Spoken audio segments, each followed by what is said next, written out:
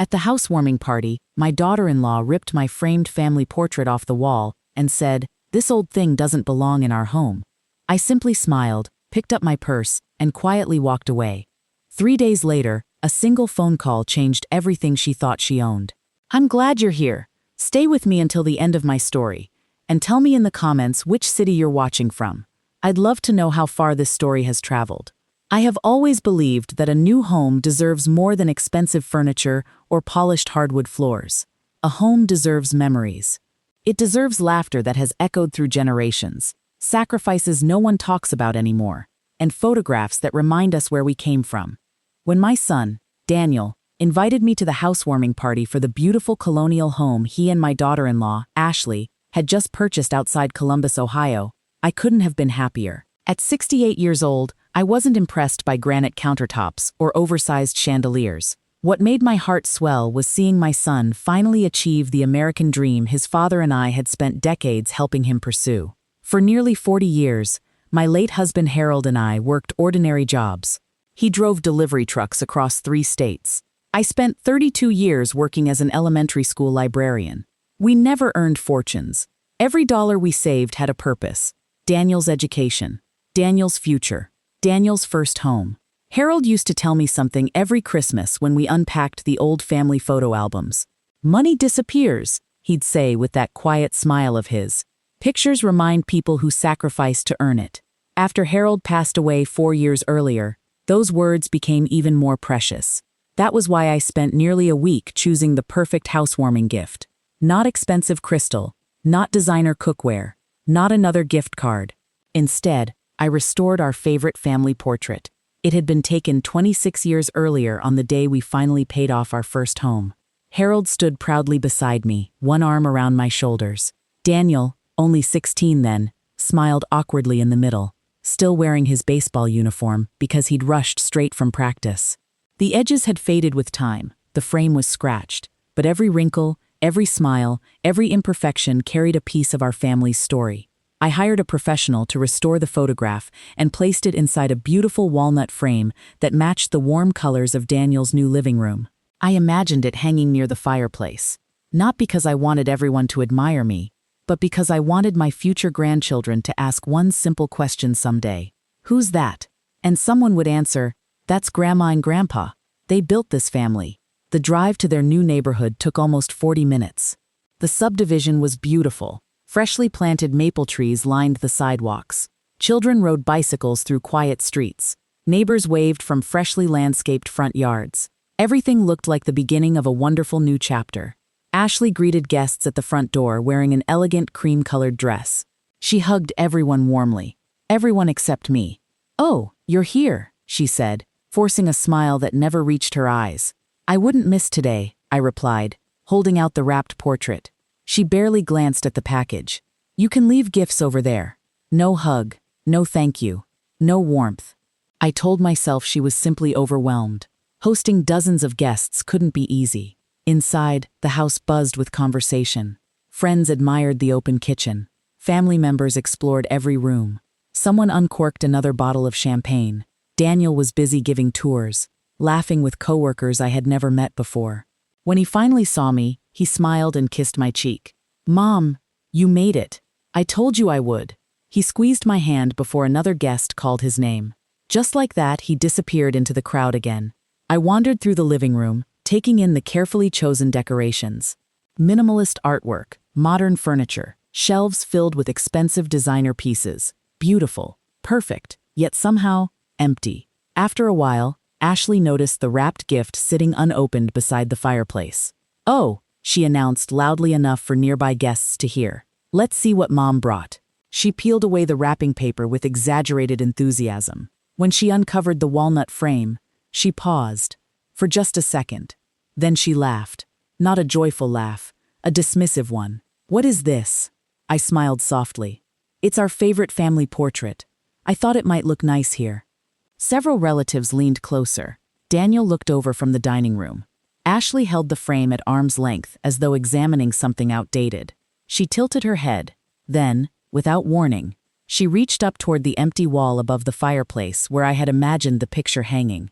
Instead of placing it there, She ripped the hanging hook from the back of the frame. The portrait slipped from her hands. The heavy walnut frame crashed onto the hardwood floor. Glass exploded across the room. The sound silenced every conversation. Ashley looked down at the shattered photograph, then shrugged. "I'm sorry," she said casually, "but this doesn't match the style of our home." She nudged the broken frame aside with the tip of her high heel. And honestly, she looked directly into my eyes. "We're trying to build our own family now." The room became unbearably quiet. No one moved, no one spoke. I looked at the shattered picture lying among the broken glass. Harold's smiling face stared back at me through the cracks. I bent down slowly, carefully picked up the photograph, brushed a tiny piece of glass from the corner. Then I smiled, not because I wasn't hurt, but because, in that single moment, Ashley had shown everyone exactly who she was. Without saying another word, I picked up my purse, turned toward the front door, and quietly walked away. The drive home felt much longer than 40 minutes. I don't remember turning on the radio. I don't remember stopping at any traffic lights. The only sound I could hear was the crack of that shattered glass playing over and over in my mind. Every time I blinked, I saw Harold's smiling face beneath those broken pieces. The photograph rested carefully on the passenger seat beside me. I had wrapped it in my cardigan before leaving, so the loose shards wouldn't damage it any further. When I finally pulled into my driveway, dusk had settled over the neighborhood. My little brick house looked exactly as it had every evening for the past 4 years. Quiet, still, waiting for only one person now. I unlocked the front door and stepped inside. The familiar scent of cedar furniture and lavender polish greeted me. For the first time that day, I allowed myself to breathe. I placed my purse on the hallway table before carrying the damaged portrait into the living room. Harold's favorite recliner still sat beside the fireplace. I had never moved it. Sometimes people asked why. I always smiled and said the same thing. Some things aren't furniture. They're memories. I carefully laid the portrait on the dining table and began removing tiny pieces of broken glass. Slowly, patiently, one piece at a time. Just as Harold would have done. He had always been the patient one. Whenever something broke around the house, he never rushed. "It can almost always be repaired," he'd tell Daniel when he was little. "You just have to care enough to fix it." As I brushed another sliver of glass away from the photograph, I found myself smiling through tired eyes. Ashley hadn't broken our memories. She had only broken the frame. There was a difference. I made myself a cup of chamomile tea and sat by the kitchen window. Outside, the porch light illuminated the flower beds Harold had planted years ago. The white hydrangeas were blooming beautifully. He used to trim them every Saturday morning. Even after chemotherapy made him weak, he insisted on caring for those flowers. "They'll outlive both of us," he once joked. He was right. The flowers were still here. His photograph was still here. His love was still here. Only people had changed, not memories. My phone buzzed on the kitchen table. Daniel. For a brief second, I hoped he was calling to apologize. Instead, his voice sounded hesitant. "Mom, are you home?" "Yes. I wanted to check on you." "I'm fine." There was a long silence between us. I think Ashley might have overreacted. Might have. I looked down at the cracked photograph. "I see. You know how stressed she's been with moving. I imagine moving is exhausting. I wish you hadn't left like that." I almost laughed. Not because it was funny. Because somehow, I had become the one who had walked away from the problem instead of the woman who had thrown a family portrait onto the floor. "I didn't want to ruin your party." "You didn't." Another silence. "I'll come by sometime this week. Whenever you're free." He hesitated again. "Good night, Mom." "Good night, sweetheart." The call ended. No apology. No mention of his father's picture. No acknowledgement of what everyone had witnessed. I placed the phone face down. For years, I had convinced myself that Daniel simply hated conflict. Now I wasn't so sure. Sometimes silence isn't peace. Sometimes silence is permission. The following morning, I carried the portrait to a small restoration shop downtown. The owner, an elderly gentleman named Mr. Kaplan, had repaired several old photographs for me over the years. He adjusted his glasses as I unwrapped the frame. "Oh my." He gently lifted the damaged picture. "This one means a great deal to you." "It does." He studied the cracked glass for a long moment. The photograph itself survived better than I expected. "Can you save it?" He smiled kindly. "I believe so." Relief washed over me. "It'll take several days." "I can wait." As he prepared the paperwork, he glanced back toward me. "Accident?" His question was simple, So was my answer. No. He didn't ask another question. Some people understand that silence deserves respect. When I walked back toward my car, my phone buzzed again. This time it wasn't Daniel. It was my granddaughter, Emma. She was 22 now and finishing graduate school in Cincinnati. Her message was short. "Grandma, are you okay? I saw what happened yesterday." I stared at the screen for several seconds before replying. "I'm all right, sweetheart." Almost immediately, another message appeared. "No, you're not." A minute later, my phone rang. "Grandma? I'm here. I'm so sorry." Neither of us spoke for several moments. Finally, she whispered, "Grandpa would have been heartbroken." So was I. "I wanted to say something yesterday." "I know. Dad told me to stay out of it." That sentence settled heavily inside my heart. Not because it surprised me, because it confirmed what I had begun to fear. Daniel hadn't frozen in shock. He had chosen silence. Emma took a deep breath. "Grandma, there was something else." "What is it?" "Before you arrived yesterday, Ashley told us she didn't want old family pictures hanging in the house." I remained quiet. Emma continued. "She said this house was for new memories, not old people." The words didn't sting the way I expected. Perhaps because the deepest wound had already been made. Or perhaps because hearing the truth is sometimes less painful than pretending everything is fine. "I just thought you deserved to know," Emma said softly. "Thank you for telling me. I love you, Grandma. I love you too." After we hung up, I sat inside my car without starting the engine. People often think betrayal begins with one cruel moment. It doesn't. It begins long before that. With small comments. Small exclusions. Small acts of disrespect that everyone excuses because they're easier to ignore than confront. Yesterday wasn't the beginning. It was simply the first time Ashley stopped pretending. I couldn't stop thinking about what Emma had said. She said this house was for new memories, not old people. Those words stayed with me the entire drive home, not because they were cruel. I've lived long enough to know that cruel words lose their power with time. What stayed with me was something else. Ashley hadn't said those words in private. She had said them before the party even began, which meant what happened to my family portrait wasn't an accident. It was planned. For the next few days, life returned to its familiar rhythm. Every morning, I watered Harold's roses. Every afternoon, I read a few chapters from whatever library book sat on my coffee table. Every evening, I watched the sunset from the front porch with a cup of tea. From the outside, nothing had changed. Inside, however, I had begun seeing the last several years differently. Funny how one moment can suddenly explain 100 others. I remembered the first Christmas after Harold passed away. Ashley had insisted on redecorating Daniel's house. When I arrived carrying a small wooden nativity set that Harold had carved decades earlier, she smiled politely.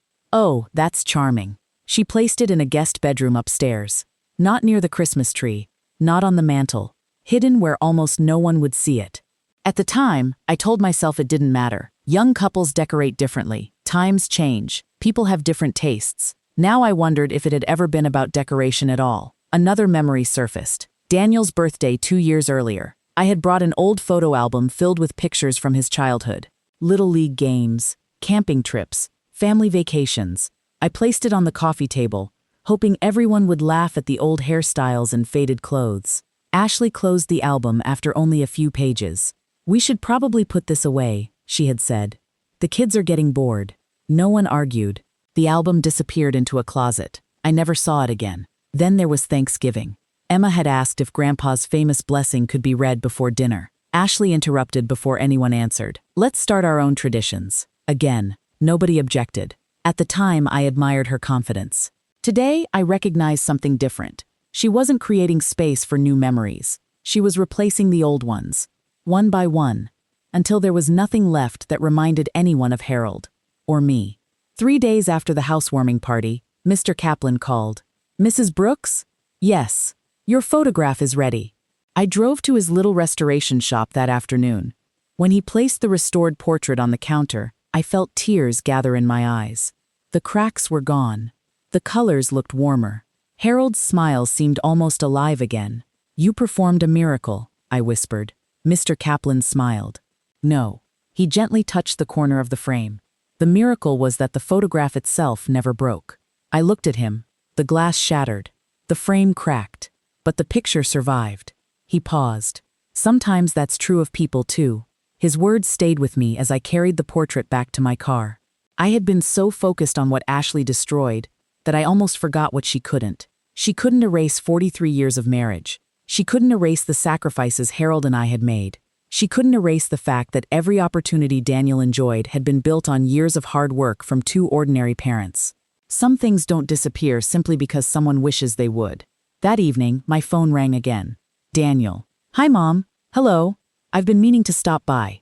I've been home. I know. He sounded tired. Ashley thinks everyone is making too big a deal out of the picture. I waited. She says people keep talking about it. I imagine they would. It embarrassed her. I closed my eyes for a moment. Daniel. Yeah? Do you know what embarrassed me? He didn't answer. Watching your father's photograph hit the floor while my own son stood there without saying a word. Silence. Long enough for both of us to hear our breathing. Finally he spoke. I didn't know what to do. I believe you. I didn't want to start a fight. I know. But avoiding a fight isn't always the same as doing the right thing. Again, silence. I'll talk to Ashley. You should. I think she'll apologize. I hope she apologizes because she understands. He hesitated. Not because someone tells her to. After we hung up, I realized something had shifted. For the first time since Harold died, I wasn't waiting for someone else to fix the situation. I wasn't hoping Ashley would suddenly become kinder. I wasn't expecting Daniel to become the man his father had been overnight. People only change when they choose to. Late that evening, Emma arrived unexpectedly. She carried 2 takeout containers and her favorite blueberry pie from the bakery downtown. I figured you shouldn't eat dinner alone. I laughed softly. You're just like your grandfather. I'll take that as a compliment. We ate together at the kitchen table. Halfway through dinner, Emma looked toward the restored family portrait leaning carefully against the wall. It looks beautiful. It does. She smiled. You know, what? I think Grandpa would want it hanging somewhere people could actually see it. I looked at the photograph again, then back at my granddaughter. For the first time all week, an idea quietly began forming in my mind. Not revenge, not anger, something much more powerful. The truth has a way of finding the light. And very soon, everyone in my family was about to see a truth that had been hanging on the wall long before Ashley ever tried to tear it down. The next morning, I climbed the narrow staircase to my attic for the first time in nearly a year. The old wooden steps creaked beneath my feet, just as they always had. Harold used to joke that he could tell exactly where I was in the house just by listening to those stairs. You'll never sneak up on me, he'd laugh. For a moment, I could almost hear his voice again. The attic smelled of cedar wood, old books, and cardboard boxes that had quietly collected decades of family history. Most people see an attic as a place to store forgotten things. To me, it was where our life had been carefully preserved. I switched on the single hanging light bulb. Soft yellow light filled the room. Labeled boxes lined every wall. Christmas, Daniel's school years, camping trips, family albums.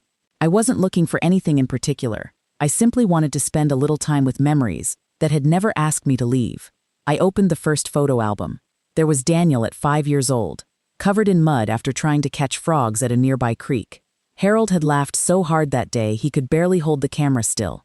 The next page showed Daniel riding his first bicycle.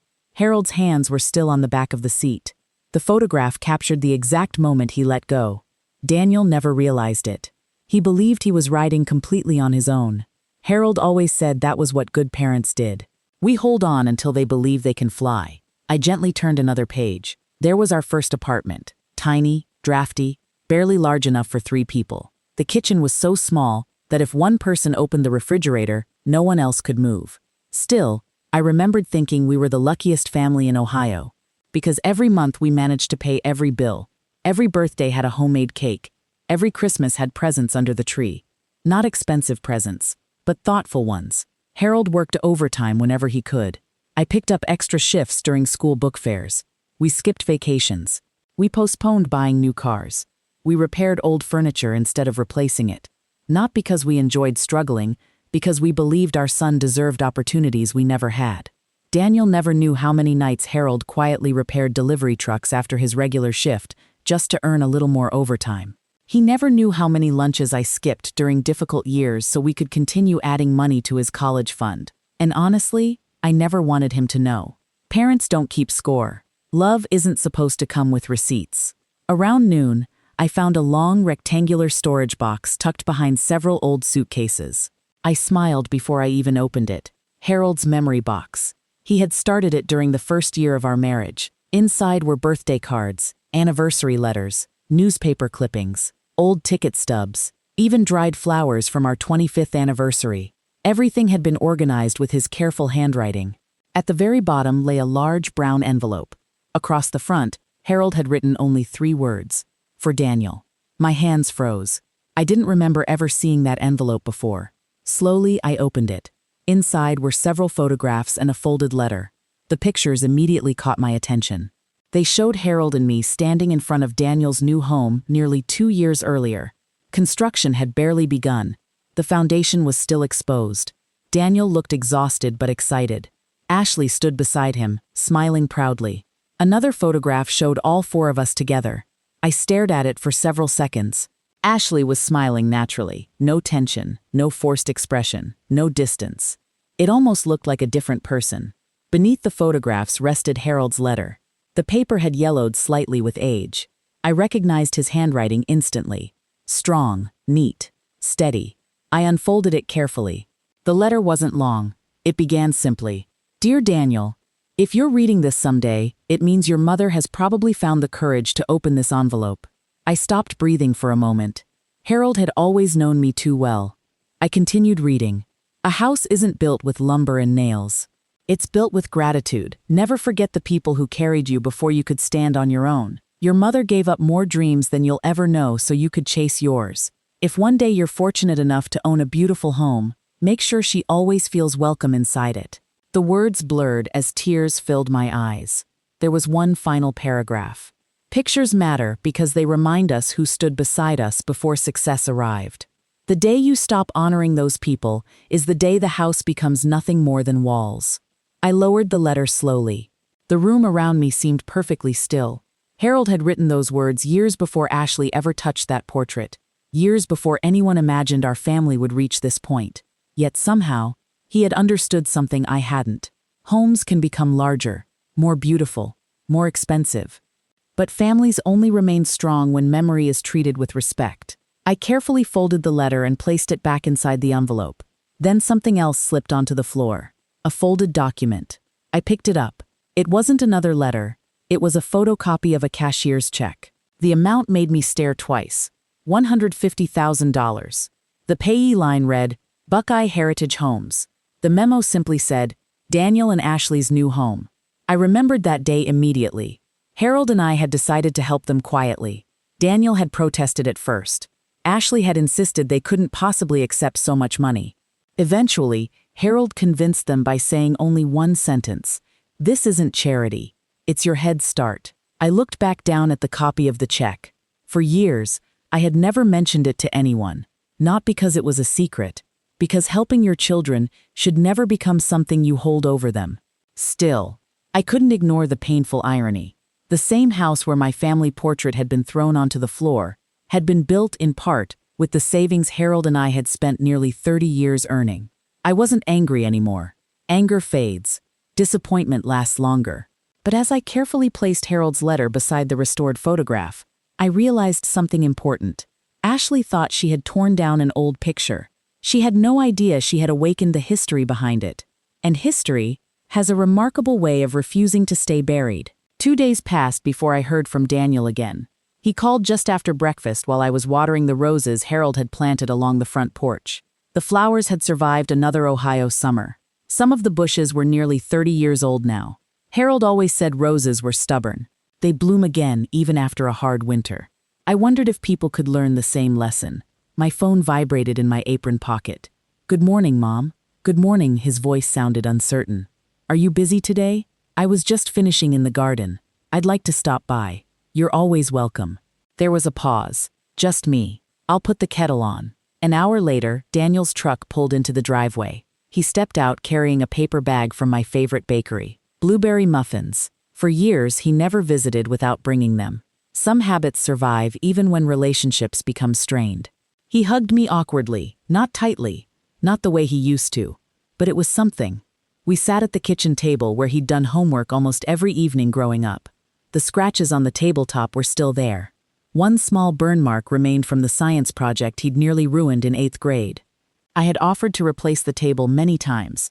Harold always refused. A family shouldn't erase every scar. Daniel looked around quietly. I don't think anything has changed in this house. I smiled. Some things don't need changing. He nodded without answering.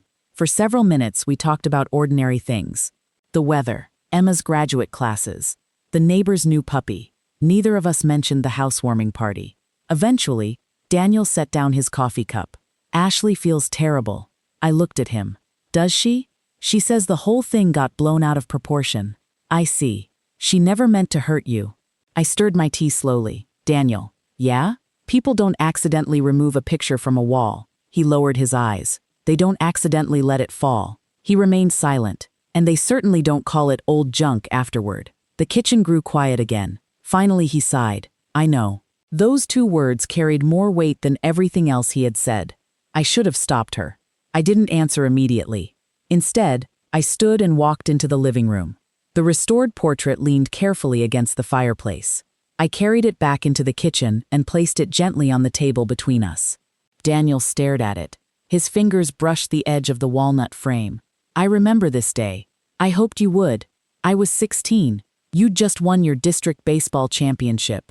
He smiled faintly. Dad made me keep the uniform on. He said one day you'd laugh about it.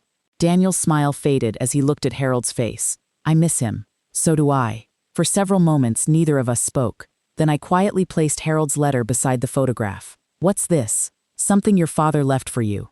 Daniel unfolded the paper carefully. I watched his eyes move slowly across every line. Halfway through the letter, he stopped reading. His jaw tightened. He took a deep breath before continuing. When he reached the final sentence, he closed his eyes. Neither of us spoke. He read it again, then once more. Finally, he whispered. He knew. I think he understood people better than either of us. Daniel folded the letter carefully. I don't deserve this. I reached across the table and rested my hand over his. None of us are perfect. He nodded. But we can choose what we do next. He looked toward the portrait again. I should have defended you. I wasn't looking for someone to fight. I know. I was looking for my son. His eyes filled with tears. For the first time since Harold died, I saw the little boy who used to run into my arms after school. Not the businessman, not the husband trying to keep everyone happy, just my son. Mom, I'm sorry. This time, it sounded real. I squeezed his hand gently. Thank you. Then I stood once more and walked upstairs. When I returned, I carried the brown envelope Harold had left behind. Daniel recognized it immediately. I've never seen that. I hadn't either. I handed him the photocopy of the cashier's check. He stared at the amount. $150,000. His expression changed instantly. I forgot Dad even kept a copy. He kept everything. Daniel rubbed both hands across his face. I still remember arguing with him. You didn't want to accept it. I really didn't. He insisted. Daniel gave a small, emotional laugh. He said one day I'd help someone else the same way. He looked around my modest kitchen, then toward the window overlooking Harold's roses. I don't think Ashley ever understood where that money came from. I remained quiet. He continued speaking almost to himself. She thought Mom and Dad were just comfortable. We were, but only because we sacrificed. Daniel looked back at the photograph, then at Harold's letter, then at the cashier's check. 3 simple reminders of everything his parents had quietly given, without asking for recognition, without expecting repayment, only respect. His phone buzzed on the table. Ashley. He stared at the screen but didn't answer. A second call came, then a third. Finally, he silenced the phone completely. I need to make something right. I looked at him calmly. What does right look like to you? He didn't answer immediately. Instead, he picked up the family portrait with both hands, very carefully, as though afraid even the slightest mistake might damage it again. Then he looked directly at me. I think it's time this picture went back where it always belonged. I didn't know exactly what he intended to do, but for the first time since the housewarming party, I believed my son had finally stopped looking at a photograph and started seeing his family again. Daniel left my house carrying the family portrait with both hands. He didn't tuck it under one arm. He didn't place it carelessly in the back seat of his truck. He buckled it into the passenger seat with the same seatbelt his father used to remind him to wear every single day. I watched through the front window as he drove away. For a moment, I almost called after him. Not to stop him, just to tell him to be careful. Old habits never really disappear. Even when your child is 42 years old. I spent the rest of the afternoon quietly cleaning the house. Whenever my mind became unsettled, I cleaned. Harold used to tease me about it. If the whole neighborhood is spotless, he'd laugh. I'll know you're worried about something. Maybe he would have been right that day. Every few minutes I found myself looking toward the driveway, not because I expected Daniel to return, because I wondered what was happening at his house. I imagined Ashley opening the front door, seeing the portrait in Daniel's hands. Realizing this conversation would be different from every argument they'd ever had before. Late that evening, my phone rang. Emma. Grandma? Her voice sounded both nervous and excited. I think you should know what happened. I sat down in Harold's recliner. I'm listening. Dad came home carrying Grandpa's picture. I remained silent. He didn't say much at first. What happened then? Emma took a slow breath. Mom asked why he brought that old picture back. The words didn't surprise me. Neither did what came next. Dad looked at her and said, Emma paused. Don't ever call my parents' memories old junk again. I closed my eyes. For years, Daniel had avoided confrontation. Hearing those words felt almost unreal. Emma continued. Mom laughed. She actually laughed. What did she say? She said she wasn't going to let an outdated picture ruin the style of the house. I looked toward the empty space above my own fireplace. Sometimes people care more about decorating a wall than protecting a family. And then, I asked quietly. Dad walked straight into the living room. He took down one of the expensive abstract paintings Mom bought. The one that cost almost $4,000.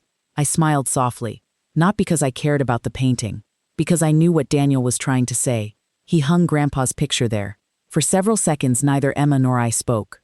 Finally, she whispered, I've never seen Dad like that. What happened after he hung it? Mom pulled it back down. My heart tightened. She said if that picture stayed, she was leaving. And your father? Emma laughed softly. A year ago, I think he would have apologized. But not today. He looked at her and said, again she paused. Then maybe you should spend some time thinking about why a photograph scares you so much. I slowly leaned back in the chair. Those words didn't sound like the little boy I had raised. They sounded like Harold. Steady. Calm. Impossible to argue with. Emma continued telling me what happened. Ashley became furious. She accused Daniel of embarrassing her. She reminded him that the house belonged to both of them. She insisted she had every right to decorate it however she wanted. Dad listened without interrupting. Then he walked into his office. A few minutes later, he returned carrying something. What was it? The closing documents. I frowned slightly. He placed them on the dining table. Then he showed Mom something she'd apparently never paid attention to. My heart skipped. The paperwork? Yes. What about it? Emma lowered her voice. Grandpa's gift. I knew immediately what she meant. The cashier's check. The down payment Harold and I had quietly given them years earlier. Dad explained exactly where the money came from.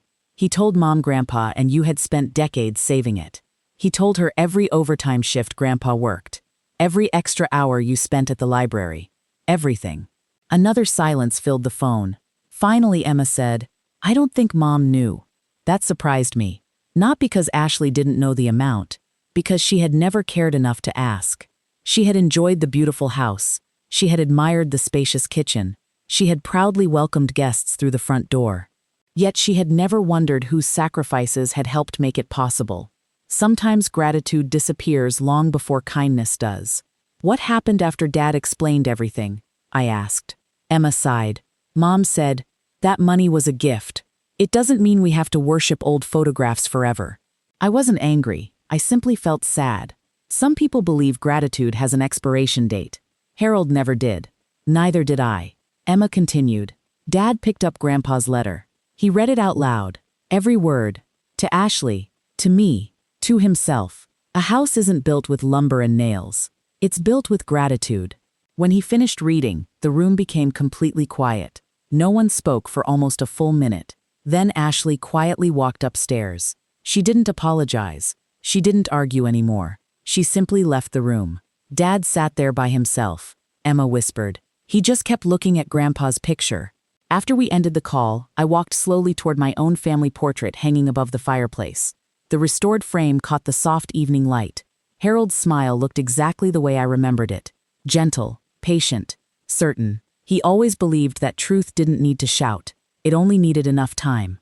I reached out and lightly touched the corner of the frame. For the first time since the housewarming party, I felt something changing. Not inside Ashley. That was her choice. Inside Daniel, the little boy who once believed his father could fix anything, had finally realized something much harder. Some things can't be repaired with silence. Sometimes, the first step toward rebuilding a family is simply having the courage to hang the right picture back on the wall. The morning after Emma called, I wasn't expecting visitors. I had already settled into my usual routine. A cup of coffee, the morning newspaper. A few minutes on the front porch watching neighbors walk their dogs before the summer heat settled over the neighborhood. Life has a funny way of reminding you that the world keeps moving, even when your own heart feels heavy.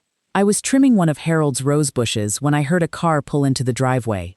It wasn't Daniel's truck. It was Emma. She stepped out carrying 2 grocery bags. "I brought breakfast," she said with a smile. "You've already fed me twice this week." "I know," she laughed. "I'm making sure you're eating." I hugged her tightly. Some hugs don't fix anything. They simply remind you that you're not facing life alone. Inside, we made pancakes the way Harold used to like them. Extra butter. Real maple syrup. Emma stood at the stove while I sliced fresh strawberries. For a little while, everything felt normal again. Then she looked over her shoulder. "Grandma." "Yes?" "I stayed at Mom and Dad's house last night." I nodded quietly. "How are they?" She sighed. "They're barely speaking." I didn't respond. I had no interest in hearing every argument. Marriage is complicated. But Emma continued. "Dad never took Grandpa's picture down." That made me smile. "He moved it." "Moved it?" "He placed it above the fireplace. The very place where you wanted it to be." For a moment, I simply stared out the kitchen window. That was exactly where I had imagined it hanging when I wrapped it as a housewarming gift. Not because it was my picture. Because it was Harold's. Because it represented the beginning of our family. Emma poured coffee into 2 mugs before sitting across from me. "Mom hates walking into the living room now." I looked at her. "Why?" "She says the picture makes her uncomfortable." I thought about that for several seconds. Then I quietly replied, "Sometimes discomfort is what tells us our conscience is still alive." Emma smiled sadly. I wish she saw it that way. After breakfast, she helped me wash the dishes. As she dried the last plate, she suddenly asked, "Grandma, do you think people can really change?" That was a difficult question. I dried my hands before answering. I think people change when losing something becomes more painful than admitting they were wrong. She nodded thoughtfully. "I hope Mom gets there." "So do I." Just before lunchtime, my phone rang. The caller ID showed a name I hadn't expected. Ashley. For several seconds, I simply looked at the screen. Emma noticed. "You don't have to answer." "I know." The phone stopped ringing. Almost immediately, it rang again. This time I answered. "Hello." There was a long pause before Ashley finally spoke. "Hi." Her voice sounded different. Not softer, just tired. "I wanted to talk." "I'm listening." Another silence. I didn't mean for everything to become such a big deal. I closed my eyes briefly, not because I was upset, because I had hoped her first words might be different. "I see. I was decorating. I wanted the house to look modern. I understand." And the picture just, she searched for the right words. It didn't fit. I looked toward the family portrait hanging above my own fireplace. "It wasn't the frame that hurt me, Ashley." She didn't answer. "It was what you were trying to remove." Another long silence filled the line. Finally she asked, "Daniel showed you his father's letter?" "Yes." "He also found the paperwork?" "Yes." She let out a slow breath. "I honestly didn't know where the down payment came from." "I believe you." "I thought," she hesitated, "I thought your generation just had more money because houses were cheaper." A small smile crossed my face. "No. We simply spent less on ourselves." She didn't argue. Instead, she quietly asked, "Do you think Daniel will ever forgive me?" That question surprised me, not because she asked about forgiveness, because she asked about Daniel's forgiveness before asking about mine. I answered honestly, "I can't speak for my son." "And you?" I looked at Harold's photograph. For years, that man had taught me something important. Forgiveness and trust are not the same thing. "I've never hated you, Ashley." She sniffled softly. "I know I hurt you." "Yes, I'm sorry." Those 2 words finally came. Not perfect, not dramatic, simply honest. I appreciated that. But apologies are beginnings, not endings. I hope one day, I said gently, when your own children grow up, you'll understand why that picture mattered. Neither of us spoke. Then she quietly whispered, I think I'm starting to. After we ended the call, Emma looked at me curiously. Was that Mom? Yes. Did she apologize? She did. Emma smiled with relief. But I gently shook my head. An apology plants a seed. It still has to grow. That afternoon, I drove to the cemetery. It had been almost 2 weeks since my last visit. Harold's headstone stood beneath the same old oak tree. I placed fresh white roses beside it. Then I sat on the small folding chair I always kept in my trunk. You would have handled this better than I did, I said quietly. The breeze moved gently through the branches above me. For years, I had come here looking for answers. This time, I already knew one. Families aren't held together by beautiful houses, or expensive furniture, or perfect photographs. They're held together by people willing to remember who helped build them. As I stood to leave, my phone buzzed one more time. A text from Daniel. Mom, would you come to dinner on Sunday? There's something I want the whole family to see. I stared at the message for several moments. Some invitations are just meals. Others are opportunities to rebuild what nearly fell apart. I had a feeling this Sunday would be one of those moments neither of us would ever forget. Sunday arrived with bright blue skies and a gentle breeze that carried the scent of freshly cut grass through my neighborhood. I stood in front of my bedroom mirror for a little longer than usual. Not because I wanted to impress anyone. At 68, I had long stopped worrying about impressing people, but I wanted to honor Harold. I chose the same pale blue dress he always said brought out my eyes, the small pearl earrings he gave me on our 30th anniversary, and the silver bracelet Daniel bought with his very first paycheck after college. Some days, getting dressed isn't about appearance. It's about carrying the people you love with you. Before leaving, I paused in front of Harold's photograph above my fireplace. I think you'd be proud of him today, I whispered. Then I picked up my purse and drove to Daniel's house. The neighborhood looked exactly as it had a week earlier. Children rode bicycles. Neighbors trimmed hedges. Nothing outside suggested how much had changed inside that one house. When I pulled into the driveway, Daniel was already waiting near the front door. He walked toward my car before I even had a chance to step out. Mom, he hugged me. Not politely, not awkwardly, the way he used to when he came home from college. I'm glad you came. So am I. For just a moment, neither of us spoke. Sometimes healing begins with silence instead of words. As we walked toward the front door, I noticed several familiar cars already parked outside. Emma, Daniel's younger brother, Michael, who had driven in from Indianapolis. My sister, Ruth. Even Mr. and Mrs. Henderson, the elderly neighbors who had watched Daniel grow up. It wasn't just a family dinner. Daniel had invited everyone who had been present at the housewarming party. I glanced at him. This is quite a gathering. He nodded quietly. It needs to be. Inside the house, the atmosphere felt completely different. There was no loud music, no champagne, no excited tours of the new kitchen. People spoke softly, almost cautiously, as though everyone understood this afternoon was about something much more important than the house itself. Then my eyes lifted toward the living room, and I stopped walking. Above the fireplace, exactly where I had imagined it from the very beginning, hung our family portrait. The restored walnut frame caught the afternoon sunlight. Harold's smile filled the room once again. For several seconds, I couldn't move. Daniel noticed. I thought Dad belonged here. My eyes filled with tears. So did I. Across the room, Ashley stood quietly beside the dining table. She wasn't wearing expensive jewelry today. No carefully rehearsed smile. No confident posture. She simply looked tired. When our eyes met, she walked toward me. The room grew silent.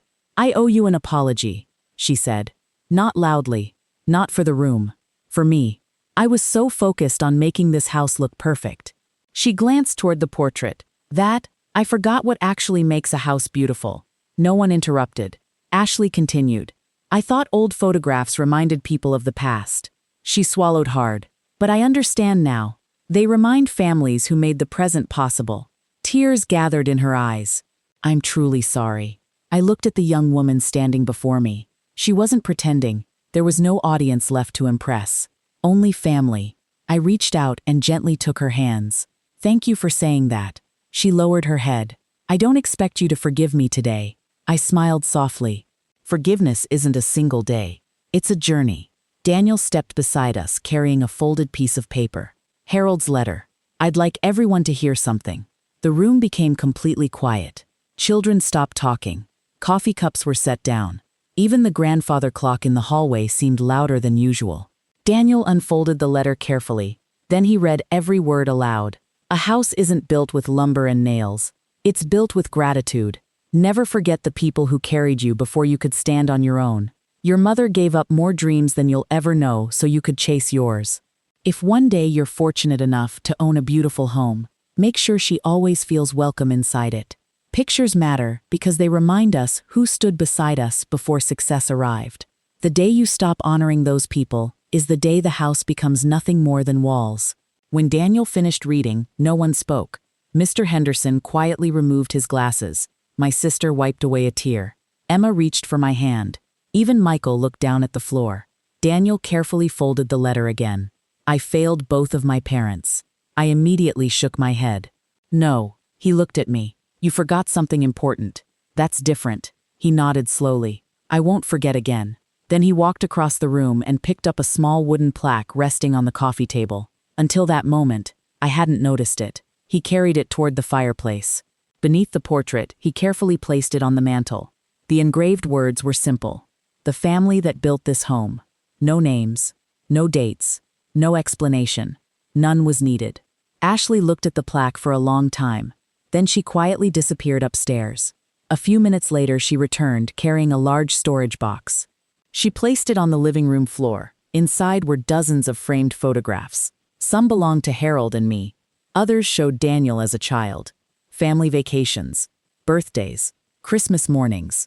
She looked around the room. I packed these away after we moved. Her voice trembled.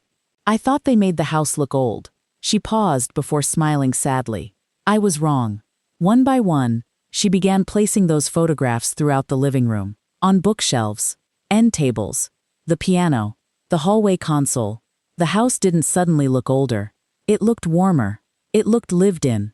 It looked like a family finally remembered who they were. As I watched Ashley carefully straighten one of Harold's old baseball photographs, I realized something. The greatest victory wasn't that my portrait had returned to the wall. It was that no one in that room would ever look at it the same way again. For the first time in a long while, the house felt peaceful. Not because every problem had disappeared. Families don't heal that way. Old wounds don't vanish in a single afternoon. Trust doesn't return the moment someone says, "I'm sorry." It comes back slowly. One honest choice at a time. As everyone gathered around the dining table, I noticed something that hadn't happened in years. No one was looking at their phones. No one was rushing to leave. People were talking, really talking. Michael laughed as he told Emma stories about Daniel getting lost during a camping trip when he was 12. My sister Ruth added details everyone else had forgotten. Even the Hendersons shared memories of Harold coaching neighborhood children in baseball after work, despite spending 10 hours driving delivery trucks every day. The house was filled with stories. Not expensive decorations, not perfect furniture. Stories. I glanced toward the fireplace. Our family portrait watched over the room exactly as Harold always hoped it would. Ashley disappeared into the kitchen and returned carrying a large serving dish. She stopped beside my chair. I made your potato casserole. I looked at her in surprise. You remembered. She smiled nervously. I called Emma 3 times to make sure I made it the way you do. Emma laughed, and she still almost burned it. Everyone laughed together, including Ashley. It wasn't the loud laughter people use to hide uncomfortable moments. It was gentle, real, the kind that makes a house feel alive. Dinner lasted nearly 3 hours. No arguments, no awkward silence, just conversations that should have happened long before. As people slowly prepared to leave, Ashley quietly approached me near the front door. She held a small wrapped package. I'd like you to have this. You didn't have to buy me anything. I didn't. I carefully removed the wrapping paper. Inside was a simple wooden picture frame. Handmade, not expensive. Across the bottom, engraved in small letters, were the words, "Every home begins with someone who believed in it." For several seconds I couldn't speak. Ashley looked down at her hands. I found it at a local craft fair. The moment I saw it, she swallowed. I thought of you. I reached forward and hugged her. This time she hugged me back without hesitation. Not because everything had been forgotten. Because we had both decided to stop carrying the weight alone. A week later, Daniel came by after work. He carried a toolbox. "What needs fixing?" I asked. He smiled. "Nothing." He looked toward the old porch swing Harold had built nearly 20 years earlier. "I just thought we could repaint it together." For the rest of the afternoon, we sanded weathered wood, tightened loose bolts, and applied fresh white paint. Neither of us spoke much. We didn't need to. Sometimes healing sounds like sandpaper across old wood. Sometimes forgiveness looks like two people quietly working side by side. When we finished, Daniel stepped back and admired the porch swing. "Dad would have done a better job," I laughed. "He probably would have told us we were holding the paintbrush wrong." Daniel laughed too. "I still miss him every day." "So do I." He became quiet. "Mom." "Yes?" "I spent years thinking success meant buying a bigger house." He looked toward the swing. "Dad already built the most important home I ever had." I reached over and squeezed his shoulder. "He'd be proud you finally understand the difference." Summer slowly turned into autumn. The maple trees lining my street filled with brilliant shades of red and gold. Life settled into a new rhythm. Emma visited almost every weekend. Michael called more often. Daniel and Ashley invited me to Sunday dinners twice a month. Not because they felt obligated, because they wanted me there. Each time I visited, the first thing I saw was the family portrait above the fireplace. No longer standing alone. It was now surrounded by dozens of photographs. Harold, teaching Daniel to fish. Emma's first day of kindergarten. Christmas mornings. Graduations. Anniversaries. New memories had finally found their place. Not by replacing the old ones, but by standing beside them. One crisp October afternoon, Ashley asked if I would help her organize a new family photo album. As we sorted pictures across the dining room table, she picked up the portrait from the housewarming party. I almost threw away the most important thing in this house. I smiled gently. "No." She looked at me, confused. "You almost forgot what it meant." She nodded slowly. "I'll never make that mistake again." I believed her, not because people never fail twice, but because real humility changes the way people see ordinary things, especially photographs. A few days before Thanksgiving, Emma called with exciting news. "Grandma." "Yes? I've accepted a teaching position here in Columbus." "That's wonderful." "And," she laughed softly, "I found a little house." My heart warmed immediately. "Have you?" "I already know the first thing I'm hanging on the wall." I smiled before she even answered. "Our family portrait?" "Not the original," she laughed. "Dad made me a beautiful copy. I want my future children to know exactly who built this family." After we ended the call, I sat quietly in my living room as the late afternoon sunlight settled across Harold's photograph. I thought back to the day Ashley had ripped that portrait from the wall. At the time, I believed she had shattered something precious. I was wrong. Glass had broken. A frame had cracked. But the picture survived. So did the family. Not because we ignored the hurt. Not because we pretended nothing happened. Because eventually, the truth became stronger than pride. If there's one thing these 68 years have taught me, it's this. A beautiful house may impress strangers, but only gratitude turns it into a home. And a family portrait is never just a picture hanging on a wall. It's a quiet reminder that before someone enjoys the comfort of today, someone else carried the weight of yesterday. If you've made it to the end of my story, thank you for spending this time with me. And if you still have an old family photograph tucked away in a drawer somewhere, take it out, frame it, tell its story. Because one day, that picture may become the very thing that reminds the next generation where love truly began. I learned that a family isn't measured by the size of its house, but by the gratitude shared within its walls. Memories should never be treated as clutter, because they're the quiet foundation every new generation stands upon. Forgiveness doesn't erase the pain, but it gives people the chance to become better than they were yesterday. And sometimes, the strongest thing a mother can do isn't hold on to anger. It's quietly remind her family where they came from, so they'll never lose sight of where they belong.